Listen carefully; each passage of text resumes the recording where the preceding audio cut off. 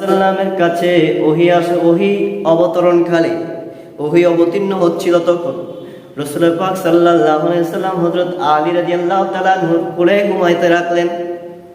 ঘুমানো কালে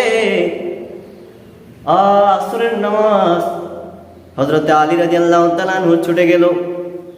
তখন হঠাৎ আল্লাহ রাসূল সাল্লাল্লাহু আলাইহি সাল্লামের ঘুম ভেঙে গেল।